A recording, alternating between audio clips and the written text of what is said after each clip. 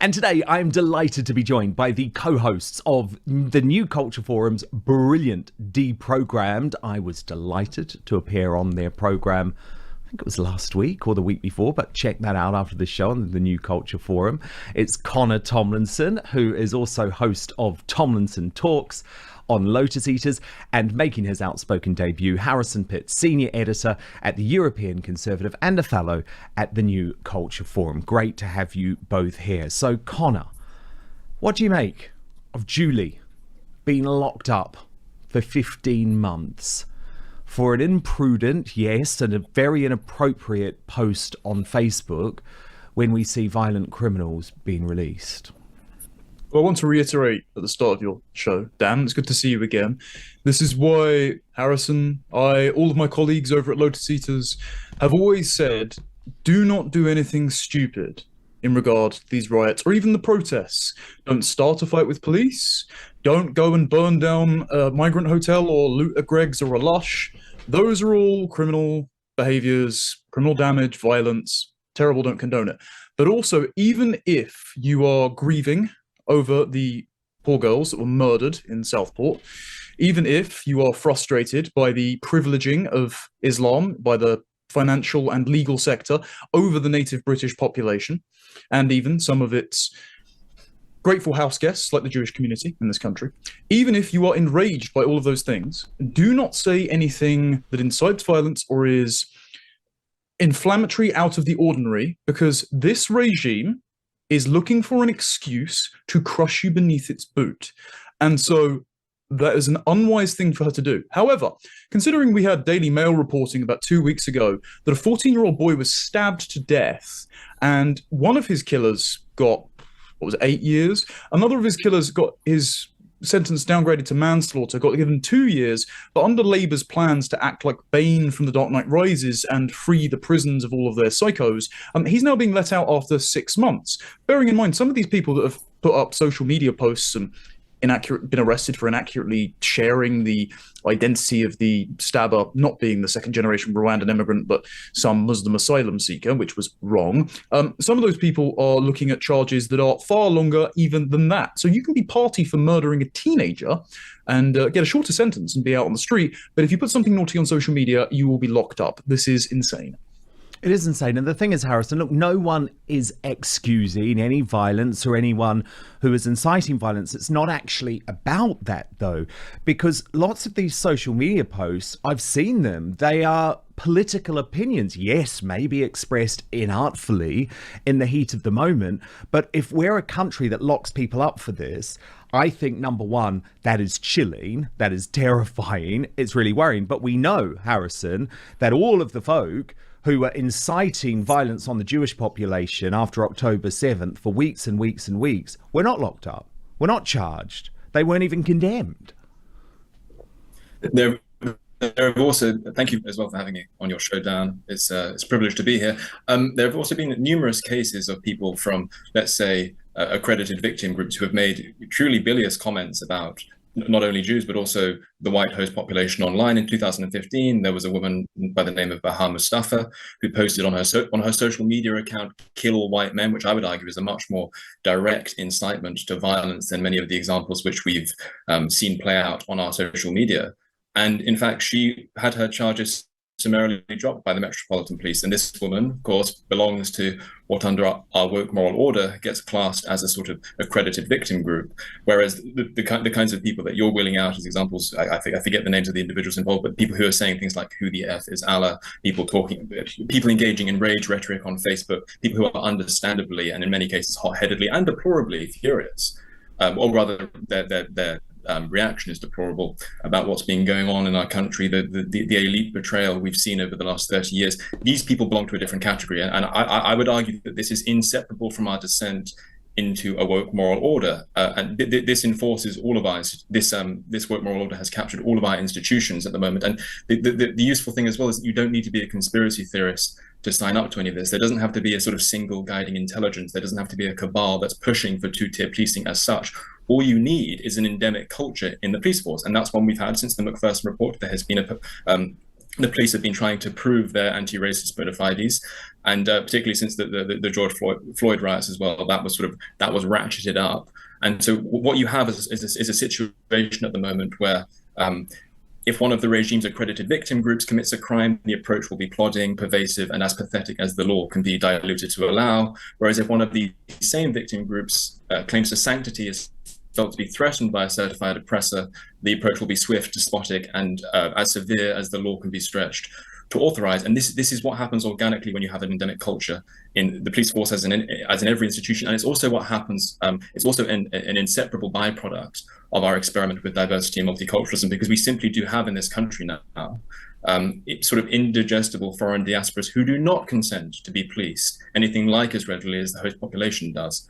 And I think there's one sense in which the police's overzealous and the justice system's overzealous reaction to the enraged response to the murder of 3 girls in Southport can be classed as an attempt to finger wag at the host population and say, you're not going to get away with these tactics as readily as certain other groups do. Indeed. But the thing is, Connor, I'm speaking to lots of folk who are intelligent, who are maybe high profile or political or journalists, and they're looking at all of this and starting to worry about being arrested. So it is having the impact that Starmer wants it to have. Well, there's absolutely a chilling effect. I mean, Harrison and I both have friends and colleagues who have been texting us saying, can you ensure that this tweet is okay for us to send out, lads? Because you've usually got cooler heads than most other people in the sphere. And even though they have no reason under a fair and just system of the law to fear being cracked down on for doing good and proper citizen journalism, they're terrified to just do their job. And the reason is, we all know that there is a two-tier application of the law in this country that cuts in favor of both the approved victim identity groups that Harrison has said, but also in favor of various NGOs and MPs and members of the establishment. Jess Phillips, our favourite MP over at the Lotus Eaters, decided to run cover for armed Muslim mobs intimidating a female Sky News journalist and say that Richard Tice was spreading fake news when, frankly, Richard admirably was calling this out. And she gets away with just saying, oh, sorry, I shouldn't have done that, and I'll take a break from Twitter for a while because everyone else is giving me a pile on. So Jess Phillips in this scenario is now the victim. Yeah. And she didn't even say sorry, by the way. I looked at her comments really closely today. She didn't say sorry. She said, oh, it was a bit of a mistake. I wish I'd phrased it differently. But there's none of that sympathy given to the folk who maybe were inartful in their tweets on the day of the massacre itself, when emotions were running incredibly high. So you're right. It's yet another example of a two-tier society. Likewise, Nick Lowles from the ironically named charity Hope Not Hate. Absolutely no repercussions for him, Harrison, even though his spreading of misinformation, which was actually about Muslim women being attacked with acid, actually provably did cause violence and unrest on the streets. So we know that there's two-tier even when it comes to this particular moment in time. It is crucial to point out that just as no one person or no one group has a monopoly on truth, so too no one person or no one group has a monopoly indeed on misinformation. And we've seen countless examples in legacy media and elsewhere of more approved groups, whether NGOs or whether approved individuals who are courtiers of the regime rather than heroic and sometimes less heroic dissenters against the regime. Nick Lowles is just one example, spreading that incendiary rumor about a Muslim woman being acid attacked. I mean, that should surely qualify. Not under the standards that I would like to see enforced, but under the standards which clearly are enforced for certain other groups and for certain other individuals, that clearly should qualify as a potential incitement to. Well, it's a sort of an invitation to a very to a community which is very tribal to act in certain ways, particularly when we were seeing all sorts of videos on social media, crucially not in the mainstream media, lots of videos in social media of white people being effectively singled out by marauding Muslim gangs. We saw that in Birmingham. We saw that elsewhere as well. But you've also got, journalists denying the lab leak theory in the New York Times, and you've got the "Hands Up, Don't Shoot" slogan that incited BLM. And I think there have even been some very diligent studies demonstrating that, particularly in the United States, demonstrating that depending on how respondents identify politically, something like very liberal, independent, conservative, very conservative, and then you ask these people from these different cohorts how many unarmed black men get killed by police every year. It's people who are most addicted to legacy media, people in the very liberal groups and the liberal groups who massively overestimate the number of black men who actually find themselves in this situation yearly, get some of them guessing up to 10,000, some of them guessing up to 1,000, when the actual number is more around 30 or 35. And it's actually the conservatives, the people who are sort of terminally online, who are much more clued in. And that's only going to be even more the case now that Elon Musk has taken control over Twitter and has brought in what I think is a very salutary community notes function, which enables things to be corrected, not in a top-down fashion, but in a kind of organic, deregulated fashion in real time by people who correct things. And we've seen this touch both sort of right-wing examples of misinformation and left-wing examples of misinformation. But the second point, and the final point I would want to make as well, is that even the people who are picked on by our legacy media for having incited these riots. So, for example, Tommy Robinson's name crops up a lot. Tommy Robinson would not exist, quite apart from what you think of him, and I happen to think that he doesn't get a very fair shake at times, although in other respects I think he's often he's often his own worst enemy. He would not exist without the decades-long treachery of our elites. And a crucial question which I like to ask to prove this point is, where is the Hungarian Tommy Robinson? He doesn't exist. It's because the Hungarian elites have done a good job at honoring their people's wishes ever since their liberation from communism in 1991. Our elite has done a bad job, and so it saddles itself with these secondary problems of people who, frankly, probably shouldn't be in politics. Tommy Robinson should be an anonymous Luton fan. None of us should ever have heard of him. It's only because of people like Alistair Campbell, people like Blair, and I'm sure we're going to get to these figures earlier, that these sort of secondary problems, if you want to class Tommy Robinson as a problem, exist at all. Almost none of what gets tarred as far right would exist without the treachery of our elites. But then you've got the mainstream media, Connor, doubling down on this narrative that it's completely wrong to question mass immigration at all. I want to show you this column from Maya Goodfellow in The Guardian, which has one of those headlines that you would probably think were a spoof if we knew The Guardian wasn't so crazy. It was headlined, "We keep hearing about legitimate concerns over immigration. The truth is, there are none." So we shouldn't even be having this conversation, Connor. Yeah, I got sent this article and someone said, "Oh, do you want to cover it for Lotus Eaters?" And I just thought, frankly, this is not convincing anyone except their increasingly insane and dwindling readership. The only thing that I would focus on are who gets invited to Parliament and what the MPs themselves are writing in the papers, or their preferred heads of the NGOs. And I say that because Nick Lowles not only hasn't been arrested, Hope Not Hate were invited to Parliament earlier in the week to give a dossier on thought criminals like presumably me, because I have a page now, you, Dan, because GB News is in their State of Hate report. So despite spreading false information that probably led people to be attacked on the basis that they were white by Muslim retaliation gangs, they get invited into the Big Tent Club. And then David Lammy takes to the Times and has the audacity to tell English people, because when they say far right, they mean the English working class who refuse to have their identity dissolved into the multicultural melting pot. He had the temerity to tell English people whose ancestors have been here for millennia that they are the ones that need to assimilate, because actually Britain and England is a nation of values, and those values just happen to be liberalism, multiculturalism, tolerance, and universal love for all mankind, including all of these communities which don't seem to meld with the liberal dream all that much. So notice what the politicians themselves are saying, not just their insane acolytes in The Guardian. Like, what they're trying to do is rob the indigenous English, the host population, of an entitlement to stick up for their history, their heritage, their identity, and their homeland against hordes of invaders who would like to commit crimes against their family and have the audacity to rob them of their pocketbook and live at their expense. I think it's disgraceful. Well, yeah, and by the way, not just want to commit crimes, have committed crimes, have committed some of the worst atrocities in modern British history, from the Ariana Grande concert to 7/7. It's not as if this is an irrational fear. It's happened. You know, we've seen the consequences of it. But you know, I've only promised to talk to you about products on this show that are actually life-changing. This one is a bit more personal, but the guys watching will completely understand. And let me tell you, girlfriends, wives, if you're looking for a present, a treat for your husband or boyfriend, this is a game changer and they will love it.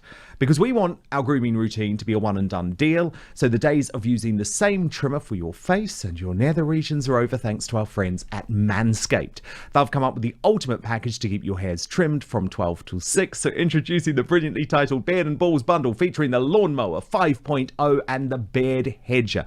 Now, I'm not talking about this type of lawnmower, but the product provides precision trimming for all areas, even the sensitive ones.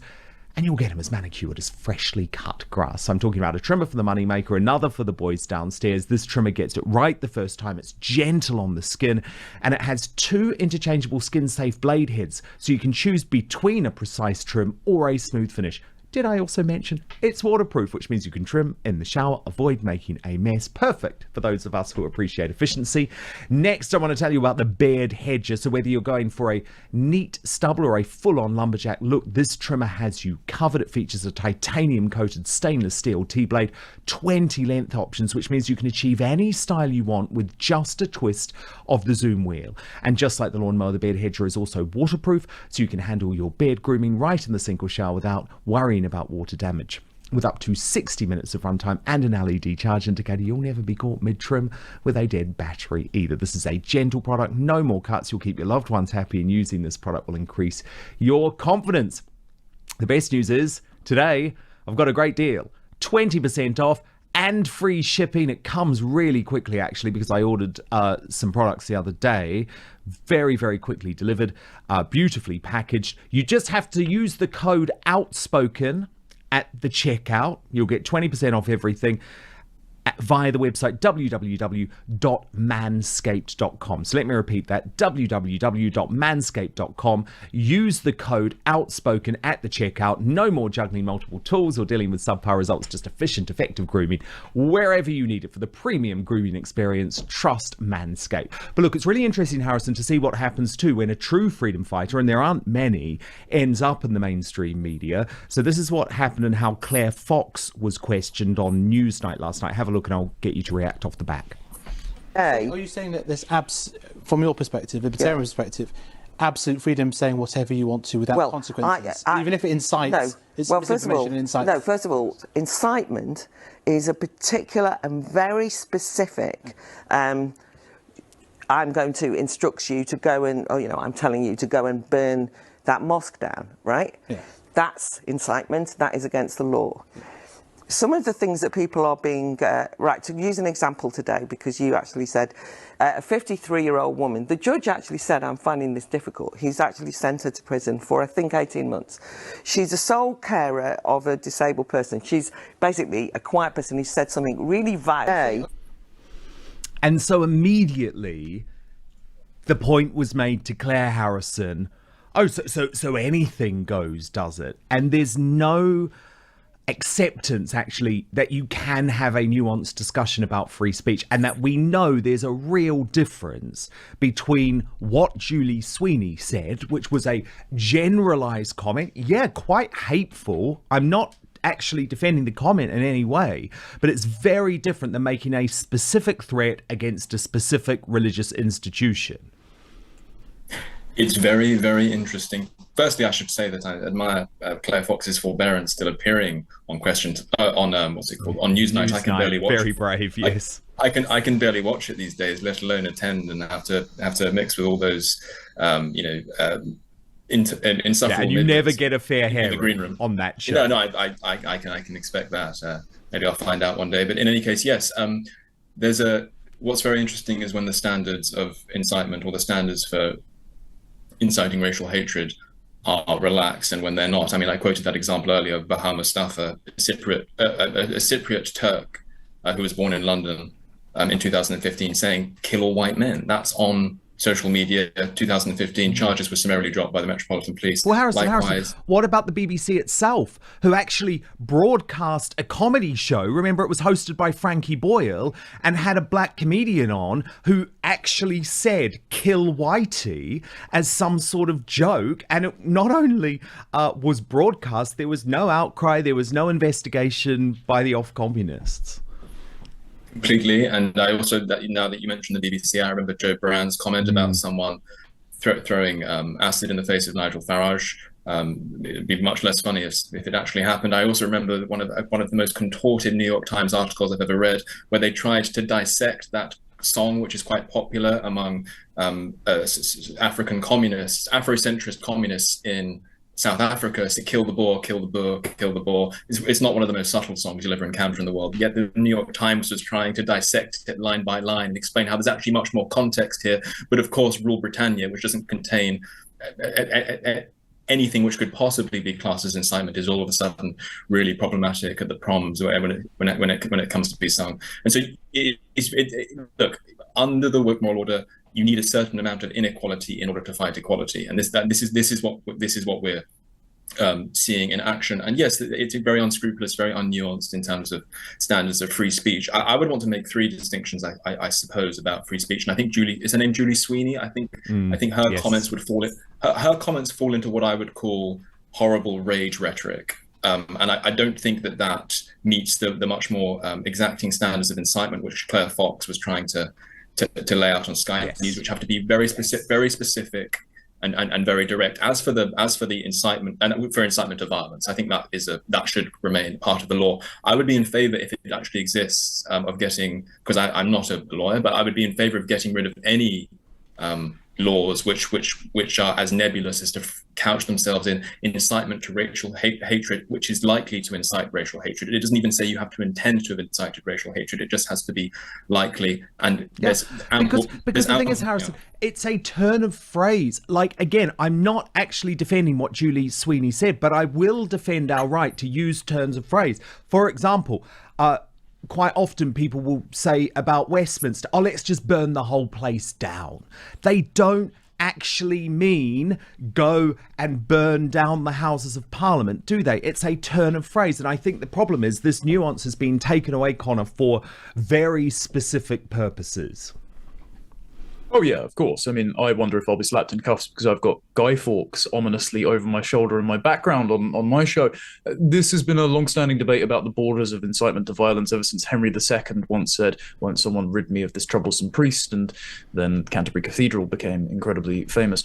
But it's all well and good for us to debate the boundaries of the law.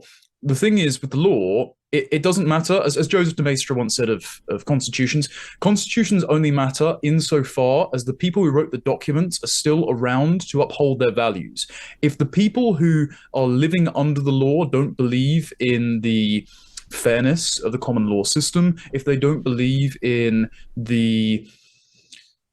just the fact that the values of a nation are those held by their host population, they can't just be chopped and changed and showered upon someone if they step through Gatwick or Heathrow. The law no longer matters. It's just who is applying the law that matters. And we know all of these judges are usually captured activists. We saw this with how the Supreme Court handled not only the Brexit litigation, but their recent ruling in favor of insane climate activists that ensured that now every time we drill for North Sea oil, you have to take into account hypothetical emissions out into the future, shutting down our ability to be energy independent. The law is a tool of activists. It's no longer a tool of justice. And we should all do well to recognize that. Totally, because what about all of those eco-terrorists who turned up at the bank with hammers and caused £500,000 worth of criminal damage and were let off by the judge? So again, there's loads of examples of this two-tier policing. But look, I think what's really interesting is that the public are completely out of step, as ever, with the mainstream media on this, as the latest political poll shows. And I know it's very early in the cycle, but given what's going on, I think this is really significant. Labour slumped 6 points. No change for the Conservatives. But look at what's happened to Reform UK. Now the unofficial opposition surging 5 points. And Harrison, that's despite the unhinged criticism trying to blame Nigel Farage for the riots. It reflects very well on the people of this country that despite the relentless gaslighting, despite the stranglehold in legacy outlets of at least over the dissemination of information and the spread of opinion, they are not universally fooled. And I think this poll attests to that. And so does some of the polling that YouGov did, I believe, in the aftermath of these riots, which have seemed to have died down a little. But I think about a week or so ago, it turns out that people are capable of making distinctions between legitimate grievances and motives for action which are grounded in a certain amount of concern and anger, and the actions themselves. And what we saw when YouGov tried to break down the public reaction to the riots is that among all, and protests, not all of them have been violent, is that a majority, not only of Reform voters, you would expect that 95% of Reform voters thought that mass immigration policy in the last 20 years had to answer for some of the blame, but even a small majority of Labour voters, even a small majority of Lib Dem voters, and around 78% of Conservative voters also thought that a mass immigration policy in the last 20 years was partly culpable. But they managed to combine that with, when polled, with opposition to the riots themselves. And so the public are wiser than they're given credit for. But Reform UK have been really strong as well, don't you think, Connor? I mean, they've taken risks here, especially going completely against the narrative, knowing they're going to face criticism. Nigel's obviously pulled back a little bit, but I think he was right to ask questions of the police and of the authorities in the days after the Southport massacre. And by the way, we still don't have the answers to the questions that he asked.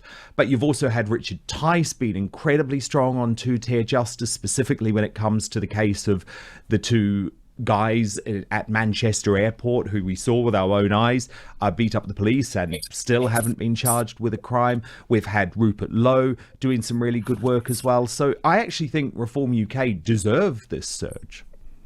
Yeah, I think Reform, and look, ahead of the election, I had some criticisms for them being a bit too soft. I know my colleagues were a bit more incendiary than I was at times, and I have heard that Reform has taken that to heart a little bit. I think Reform are finally fitting the mould of the party that they need to be. And that is the party that represents the interests of the indigenous population who are having their interests and their identity erased in the name of turning the entire UK into some big airport lounge that people can just come and go from. And it's indistinguishable from everywhere else. Actually, we quite like our country. We like the rule of law. We like our little Anglican coffee mornings sometimes. And so I think that Richard Tice coming out and saying, no, we shouldn't denigrate the armed police officers for responding with strength, because for all we know, this chap could have grabbed his gun and he was right to do so, and he should get a medal. Rather than them towing the line, as the Conservatives have done, rendering themselves a non-entity despite having a public leadership election going on, I think they're doing the absolute right thing. I think Farage is doing these addresses and presenting himself as a statesman in waiting. And I think what they need to do is go on the offensive as soon as Parliament comes back. And the only misstep I will say is in saying we need a debate about mass immigration. We need a referendum about it. No. We all know it's awful. We've got the reports that it's an economic detriment. We know who's committing the crimes. What we need now is legislation. Reform should be drafting oven-ready legislation to ensure that they can have parliamentary debates about this and make it so that if Labour shoots this down, it's on Labour and they are alienating their voters, where Reform are in the heartlands, of the Labour heartlands, where Reform is second. That is the strategy to do. And I did see Ben Habib this morning actually disagreeing with Richard Tice over the idea of a referendum. He agrees with you, Connor. He says we don't need it. The British public have made their mind up already, and including in multiple general elections. Harrison, do you think, though, and look, I know it's a long time away, but do you agree with me that Nigel Farage certainly has a good chance of being Prime Minister come 2029 when you look at this environment and you look at the early polling and you see how well Reform UK did in those Labour seats? I think they came second and well over 90 with only a few weeks of campaigning. Yes, and I might have my figures slightly wrong here. It was either, I think, in 2/3 of seats which Conservatives lost, Reform had a vote share which, if you added it to the Conservative vote share, it would also have defeated Labour. And so it will also, a lot will also depend. I certainly think it's likely, to answer your question directly, Dan, I think it's likelier than it was around a month ago, because I think public opinion and public sensibilities really are up for grabs in this moment in particular, and I'm sure there will be many other flashpoints over the next 5 years that Reform, electorally at least, can take advantage of. They just need to play their cards right, try not to fall into certain habits that the Conservatives have indulged in recent years. My main concern with reform is that in their effort to professionalize, which is very important, you need to be a professional outfit. You need to have a national infrastructure. You need to make sure that you haven't got cranks in the movement who are an optics nightmare. But my real concern is that in their efforts to professionalize, they will end up neutering themselves as a political movement and become something roughly equivalent to the Tories in turquoise, and that's not what we want. And so far, over the last 3 or 4 weeks, I would say that the trend lines have been positive along those criteria. Yeah, no, I totally agree with that. But that's why I've been really happy to see them doing the opposite of that, actually, over the past few weeks, despite all of the criticism from the mainstream media. And I hope they see this polling and think it's working. Let's ignore the criticism because we've got to represent the real people of Britain. Now, I want to move on to this extraordinary row between Douglas Murray, the academic, the author, the Spectator columnist, and Alistair Campbell, the man who led us into war on a dodgy dossier. Now, it all was sparked by this interview that Douglas Murray gave about what had happened in the Southport massacre. So in case you missed it, here's a reminder of what sparked all of this feud. Tell you, the worst thing for me is it's exactly what I said would happen. And the reason I wrote The Strange Death of Europe and the reason I banged on about this for years beforehand was I said it is so obvious what is going to happen. Yeah. And it gives me, I was so angry watching it when it could have been stopped. Yeah, it sucks stopped. To be right about something so bad. I wanted to be wrong. However, there is a deep distrust among the political class in the UK about the British public.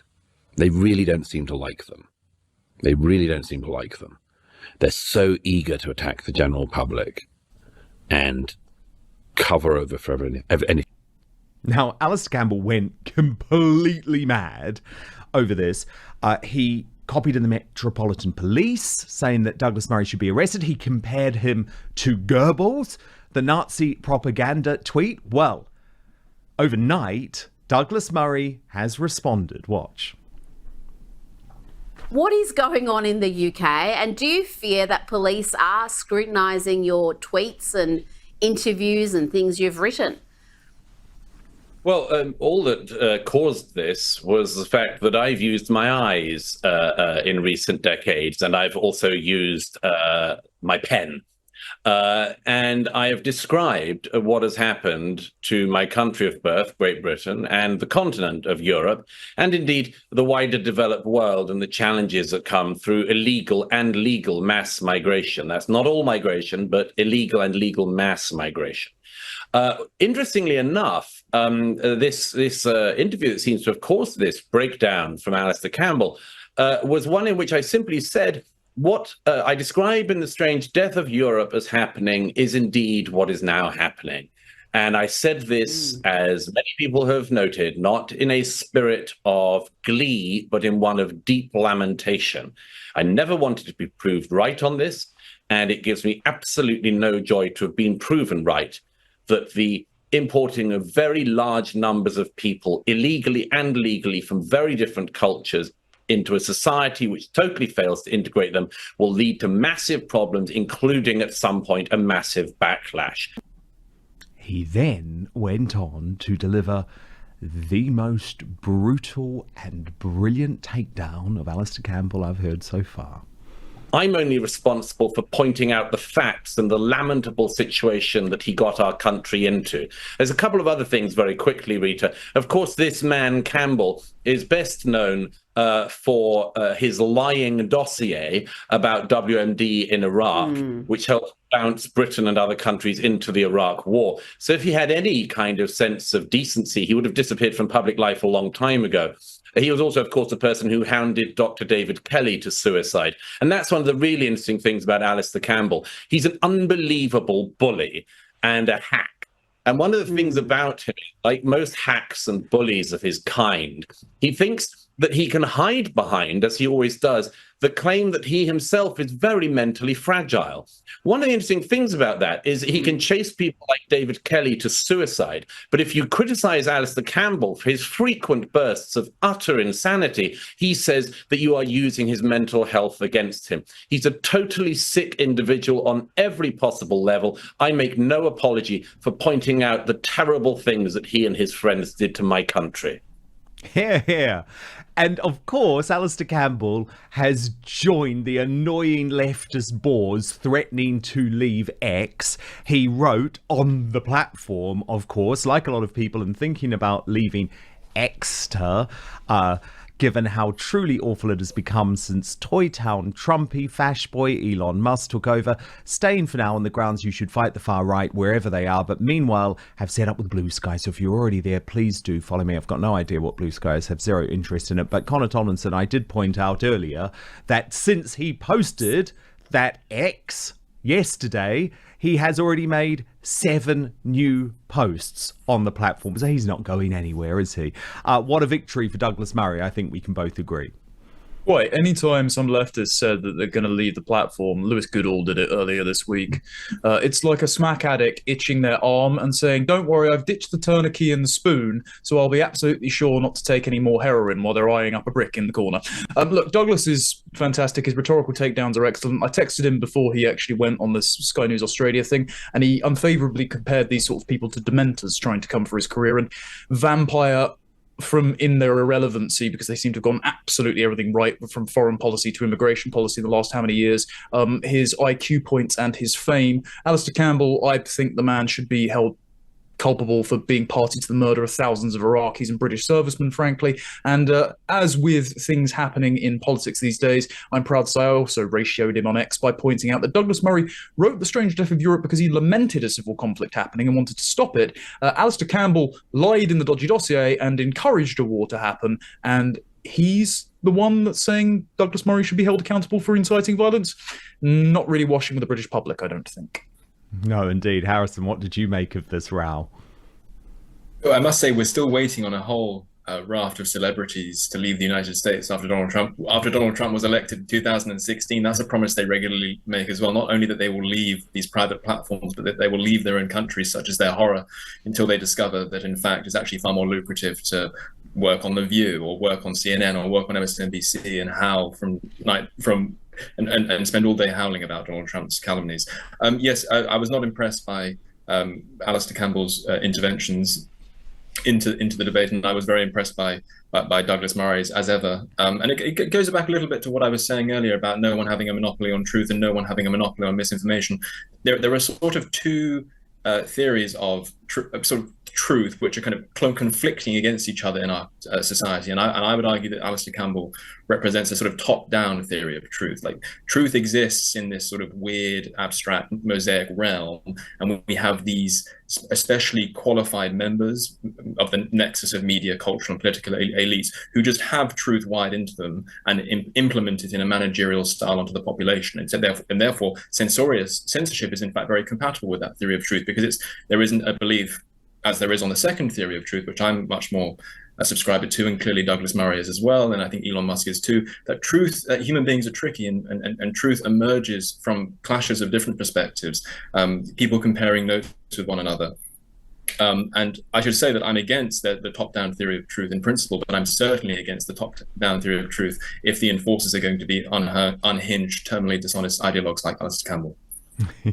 Yes, very good way to put it. Very good way to put it. Such a pleasure to have both of you today. Harrison Pitt, Connor Tomlinson, they are the hosts of Deprogrammed on the New Culture Forum. It was a great pleasure to be a guest with them. Was it last week? Gosh, so much has been going on all the week before. You can find it on the New Culture Forum YouTube page, and I hope to have you both back on Outspoken very soon. Thank you so much for watching Dan Wootton Outspoken. Please do subscribe if you want lots more clips and interviews like that. Plus, if you want to watch our totally uncensored after show, then visit www.outspoken.live.